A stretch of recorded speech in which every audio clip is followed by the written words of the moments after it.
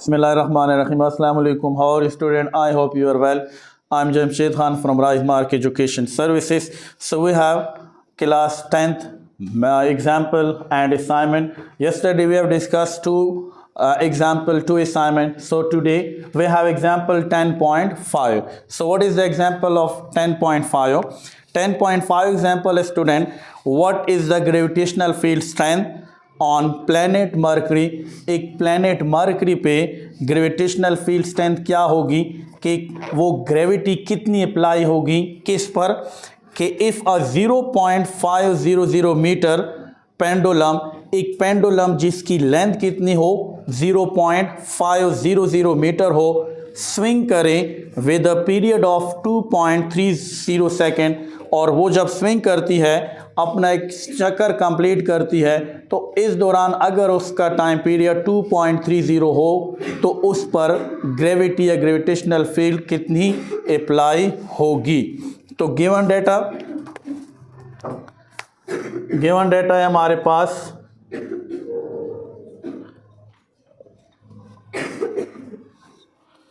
Given data है हमारे पास के length of pendulum, length of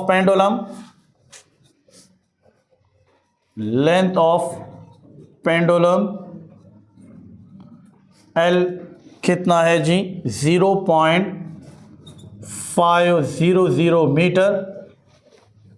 अब इसका टाइम पीरियड क्या है, जब ये स्विंग करता है इस दौरान वो कितना टाइम लेता है, टाइम पीरियड हम सिंबॉलिकली कैपिटल T से रिप्रेजेंट करते हैं, ये लेता है 2.30 सेकेंड। अब अगर लेंथ इतना है, टाइम पीरियड इतना है, तो बॉब पर जो इन्फ्लुएंस आएगा ग्रेविटेशनल फील्ड का ऑन मरकरी, वो हमने क्या करना है, फाइंड करना है। तो रिक्वायर्ड क्या है, ग्रेविटेशनल फील्ड है,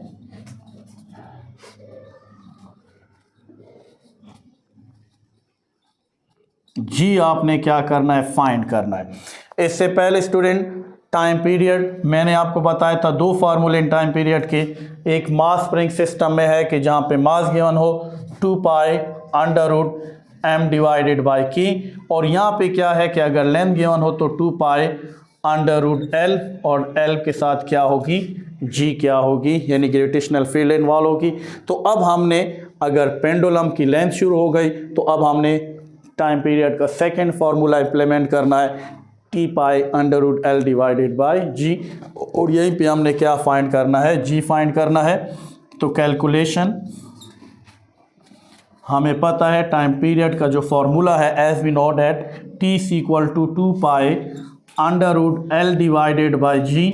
अब हमने g को फाइंड करना है, फार्मूला बनाने के लिए g के ऊपर रूट है, रूट को ख़त्म करने के लिए क्या ले लें, स्क्वायर ले लें दोनों तरफ। तो यहाँ t पे भी स्क्वायर आ जाएगा, 2 पाई के ऊपर भी स्क्वायर आ जाएगा, and l divided by g पे भी स्क्वायर आ जाएगा। तो ये यहाँ पे हो जाएगा t स्क्वायर, यहाँ पे आ जाएगा t स्क्वायर, 2 2 4, और ये हो जाएगा पाई स्क्वायर, और ये रूट स्क्वायर के साथ कैंसल, l डिवाइडेड बाय क्या हो जाएगा, g। अब आपने g फाइंड करना है, t के नीचे कुछ नहीं है, 1 है, क्रॉस मल्टीप्लिकेशन दे दें, GT square = 4 pi square l है स्टूडेंट। आपने g फाइंड करना है तो t को दोनों तरफ क्या कर लें, डिवाइड कर लें, 4 पाई स्क्वायर l, यहाँ भी t स्क्वायर को डिवाइड कर लें, यहाँ भी t स्क्वायर को डिवाइड कर लें, तो हमारे पास फार्मूला क्या बन जाएगा, g = 4 pi square l into क्या हो जाएगा, t का स्क्वायर। अब हम वैल्यू पुट करते हैं, ठीक है, और इसको कैलकुलेट करते हैं। तो हमारे पास क्या है जी, 4 पाई की वैल्यू क्या है, 3.14 का स्क्वायर है, पाई का स्क्वायर तो 3.14 होल स्क्वायर। लेंथ हमारे पास कितनी है, 0.500 डिवाइडेड बाय टी हमारे पास क्या है, 2.3 का स्क्वायर।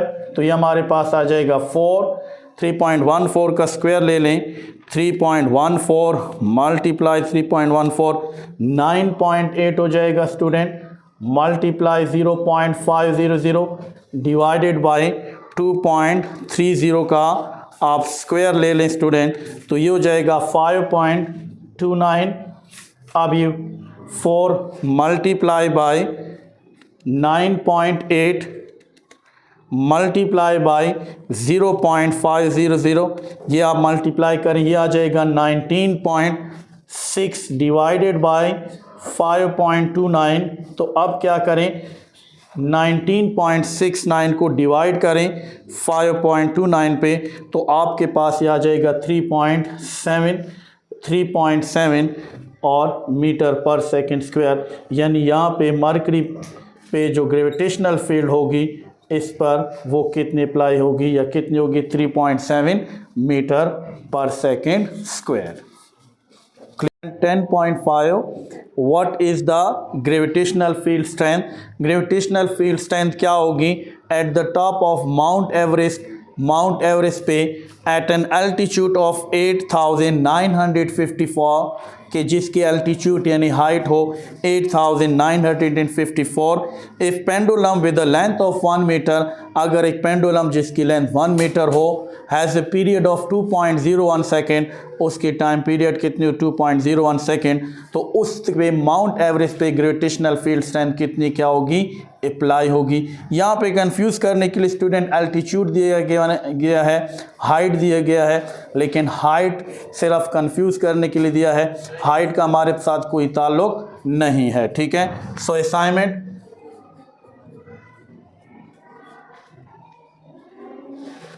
असाइनमेंट 10.5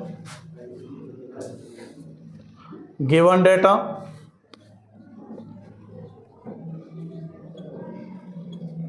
क्या गिवन है, माउंट एवरेस्ट की एल्टीट्यूड गिवन है। अगर आप लिख भी लें height of Mount Everest H ये कितनी है 8954 मीटर। इसी तरह पेंडुलम की जो लेंथ है, लेंथ ऑफ पेंडुलम एल वो है आपके पास 1 मीटर, और जो टाइम पीरियड है कि पेंडुलम वहाँ पे जब स्विंग करेगा अपना एक चक्कर कंप्लीट करेगा, तो इस दौरान उसका जो टाइम लेगा, टाइम पीरियड उसका होगा 2.01 सेकेंड। इसी तरह रिक्वायर्ड वहाँ पे क्या होगा जी, हम क्या करेंगे जी, इसकी ग्रेविटेशनल फील्ड स्ट्रेंथ फाइंड करेंगे। ग्रेविटेशनल फील्ड हम क्या करेंगे, फाइंड करेंगे, नहीं वहाँ पे ग्रेविटी कितनी अप्लाई होगी, कैलकुलेशन स्टूडेंट। उसी तरह क्या है जी हमारे पास कैलकुलेशन, वही formula T equal to 2 pi under root L divided by g. अब हाइट यहाँ पे वैसे गिवन है, हाइट से आपने घबराना नहीं है, आपने लिख देना है गिवन डेटा में, लेकिन हाइट का यहाँ पे हमारे साथ कोई ताल्लुक नहीं है, हमने सिंपल वही फार्मूला अप्लाई करना है। तो क्या करेंगे जी, स्क्वायर लेंगे, T P B square 2 pi P B square ले लेंगे and to under root L divided by G P B क्या ले लेंगे स्क्वायर। तो यहाँ पे आ जाएगा 2 square, 2 2 4 pi square, square root के साथ cancel L divided by g. आप क्रॉस मल्टीप्लिकेशन करें स्टूडेंट, तो ये हो जाएगा जी टी का square 4 pi square into L, और यहाँ पे टी स्क्वायर पे डिवाइड करें, कैंसल स्टूडेंट, तो g is equal to 4 pi square L divided by T का स्क्वायर। अब वैल्यू पुट करते हैं एंड देन कैलकुलेट करते हैं। ठीक है, क्या है स्टूडेंट 4, उसी तरह 3.14 का स्क्वायर ले लें, एल हमारे पास लेंथ कितनी है 1, और टी हमारे पास क्या है 2.01 का स्क्वायर। सो 4 मल्टीप्लाई 3.14 लेंगे, इसका स्क्वायर लेंगे तो ये हमारे पास आ जाएगा 9.8 मल्टीप्लाई बाई 1। इसी तरह 2.01 का आप स्क्वायर ले लें, ये आपके पास आ जाएगा 4.04। अगेन 4 मल्टीप्लाई 9.8 करें, 9.8 मल्टीप्लाई बाई 4, ये आपके पास आ जाएगा 39.2 डिवाइडेड बाई 4। तो इसको जब आप डिवाइड करेंगे स्टूडेंट 4 पे, ये आ जाएगा आपके पास कितना, जी इज इक्वल टू 9.8 मीटर पर सेकेंड स्क्वायर। ये आपके पास क्या है, आंसर है। Example 10.6 a student vibrate the end of a spring. एक स्टूडेंट है जो एक स्प्रिंग को वाइब्रेट कर रहा है उसके एक एंड से एट 2.6 हर्ट्ज। किस फ्रीक्वेंसी के साथ, 2.6 हर्ट्ज फ्रीक्वेंसी के साथ। अब जब उसको वाइब्रेट करेगा, ठीक है, दिस प्रोड्यूस अ वेव, तो स्प्रिंग में एक वेव्स का सिलसिला प्रोड्यूस होगा with a wave length of 0.37 metre, जिसकी वेव लेंथ क्या होगी स्टूडेंट, 0.37 मीटर होगी। अब अगर उसकी wave length the consecutive distance between two crest और two trough is called wave length. तो अब वेव लेंथ की जो वेव लेंथ 0.37 मीटर हो, तो फिर हमने फाइंड करना है स्पीड ऑफ वेव कि उस वेव की स्पीड क्या होगी। आसान है स्टूडेंट, गिवन डेटा लिखते हैं।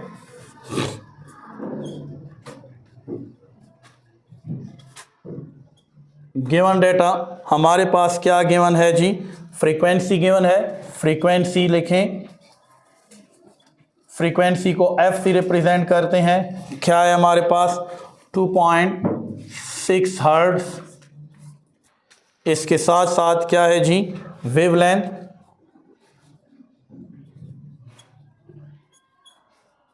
वेवलेंथ को रिप्रेजेंट करते हैं लैम्डा से, और ये हमारे पास 0.37 मीटर है। रिक्वायर्ड क्या फाइंड करना है, स्पीड ऑफ वेव्स, और स्पीड ऑफ वेव्स को v से रिप्रेजेंट करते हैं। फॉर्मूला स्टूडेंट आपको पता है, आसान है। स्पीड ऑफ वेव्स का फॉर्मूला क्या है, v equal to F lambda. अब f की वैल्यू भी गिवन है फ्रीक्वेंसी की, वो क्या है 2.6, और लैम्डा की वैल्यू भी गिवन है 0.37।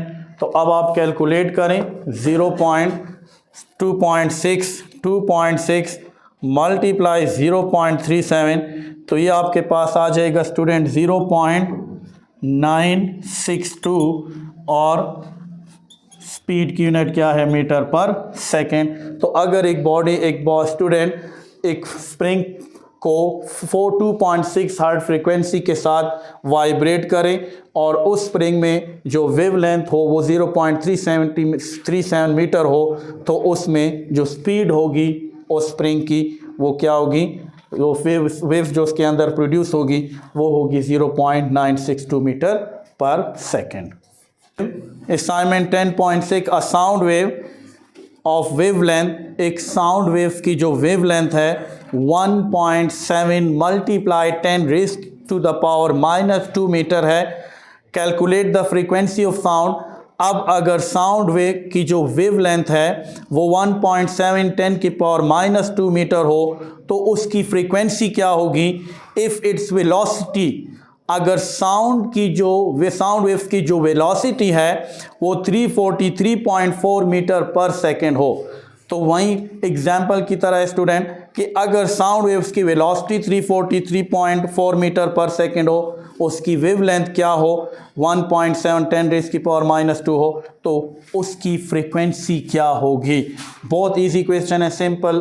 पिछले एग्जाम्पल की तरह हम लिखेंगे गिवन डेटा। हमारे पास क्या है जी, वेवलेंथ गिवन है,